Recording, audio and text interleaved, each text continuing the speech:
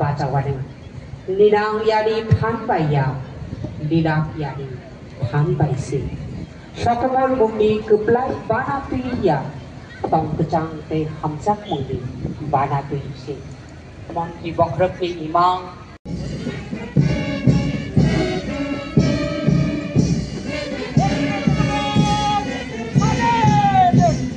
সালামি মঞ্চের সামনে TSR 15th battalion women platoon নেতৃত্বে sub inspector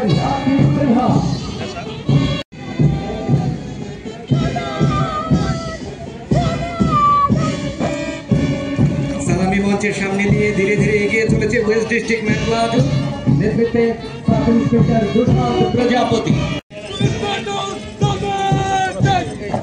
traffic police platoon নেতৃত্বে সাব ইন্সপেক্টর তপন দাস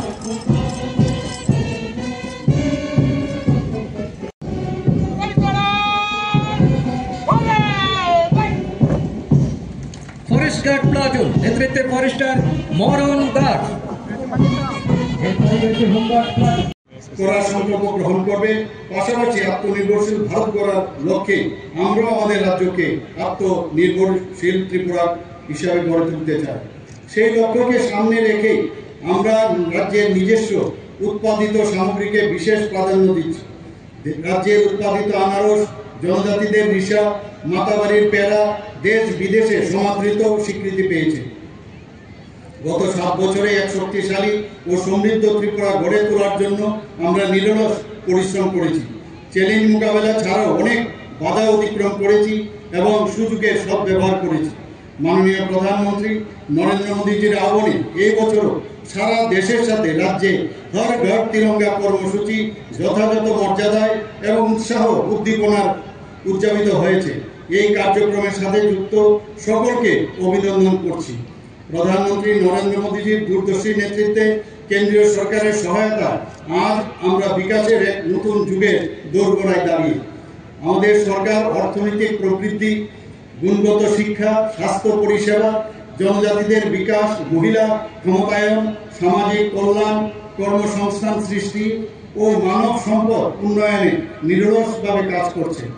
এগিয়ে চলার এই অভিমুখ আমাদের সুশাসনের নীতি দ্বারা পরিচালিত হচ্ছে। ত্রিপুরাকে উজ্জ্বল ভবিষ্যতের দিকে এগিয়ে নিয়ে যেতে বর্তমান রাজ্য সরকার প্রতিটি ক্ষেত্রে যেসব পদক্ষেপ নিয়েছে এবং কর্মসূচি রূপায়ণ করছে তার বিশেষ কিছু আমি এখানে উল্লেখ করছি। 2023-24 অর্থ বছরে রাজ্যের গ্রস স্টেট ডোমেস্টিক প্রোডাক্ট 12.46% বৃদ্ধির ফলে উল্লেখযোগ্য অর্থনৈতিক উন্নতি ঘটেছে। এর ফলে জিএসডিপির ক্ষেত্রে ত্রিপুরা উত্তর পূর্বাঞ্চলের রাজ্যগুলির মধ্যে দ্বিতীয় স্থানে রয়েছে। নীতি আয়োগের প্রকাশিত সূচকে সারা দেশের মধ্যে ফ্রন্ট রানার রাজ্য হিসাবে উন্নীত হয়েছে। ত্রিপুরার অর্থনীতি মূলত কৃষি ভিত্তিক, যা রাজ্যের জিএসডিপিতে 36%-এরও বেশি অবদান রয়েছে। গত আর্থিক বছরে কৃষকদের সহায়তা এবং উৎপাদনশীলতা বৃদ্ধির জন্য কয়েকটি উদ্যোগ গ্রহণ করা হয়েছিল। মুখ্যমন্ত্রী ইন্টিগ্রেটেড ক্রপ ম্যানেজমেন্ট এই কর্মসূচিতে 15 কোটি টাকা ব্যয় বরাদ্দের মাধ্যমে 92,588 হেক্টর এলাকা ধান চাষের জন্য সম্প্রসারিত করা হয়েছিল। 20,161 হেক্টর এলাকা জৈব চাষের আওতায় আনা হয়েছে। 5,550 হেক্টর জমিতে প্রথমবারের মতো প্রাকৃতিক উপায়ে চাষাবাদ চালু করা হয়েছে। কৃষিতে আধুনিক প্রযুক্তি প্রয়োগে কৃষকদের মধ্যে 11,444টি কৃষি যন্ত্রপাতি বিতরণ করা হয়েছে।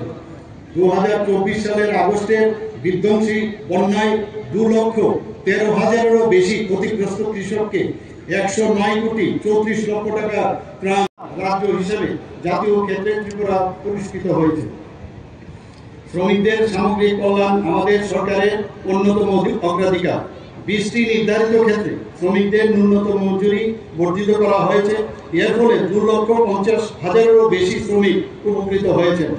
নির্মাণ শ্রমিক কল্যাণ প্রকল্প 2 এই দুর্ঘটনার মৃত্যু পরবর্তী সহায়তার অর্থরাশি বৃদ্ধি করে 4 লক্ষ টাকা পর্যন্ত করা হয়েছে। তাদের জন্য স্থায়ী শারীরিক অক্ষমতা এবং মাতৃত্বকালীন ছুটির সংস্থানও রাখা হয়েছে। একটি নতুন উদ্যোগে নথিভুক্ত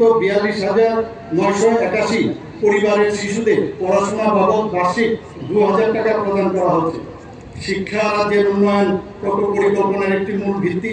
আমাদের সরকারের নেতৃত্বে সারা রাজ্যে শিক্ষার সমান সুযোগ ও গুণগত মান বৃদ্ধির লক্ষ্যে গুরুত্বপূর্ণ পদক্ষেপ নেওয়া হয়েছে।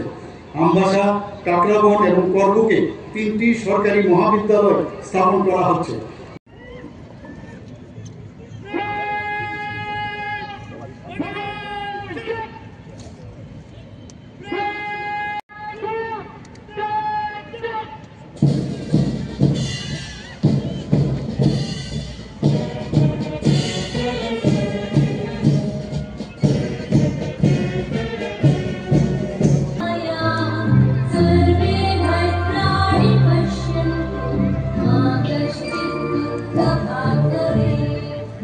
আমি संभृतं शक्ति संभृतं युक्ति संभृतं शक्ति युक्ति संभृतं भवतु भारतं शक्ति युक्ति संभृतं भवतु भारतं भारतं भारतं भवतु भारतं भारतं भवतु भारतं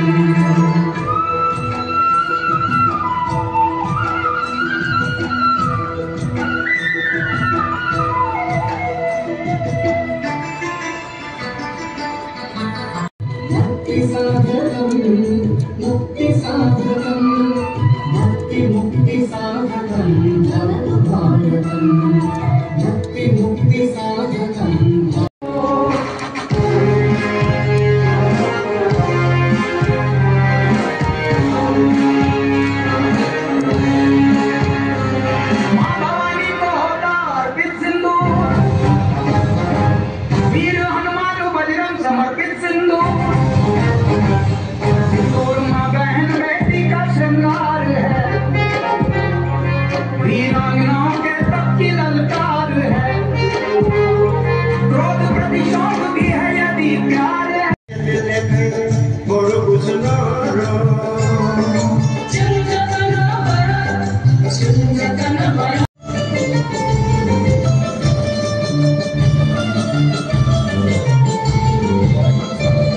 আজকের প্যারেডে অংশগ্রহণকারী প্লাটুনগুলোকে সঙ্গে নিয়ে মাঠ থেকে প্রস্থান করছেন।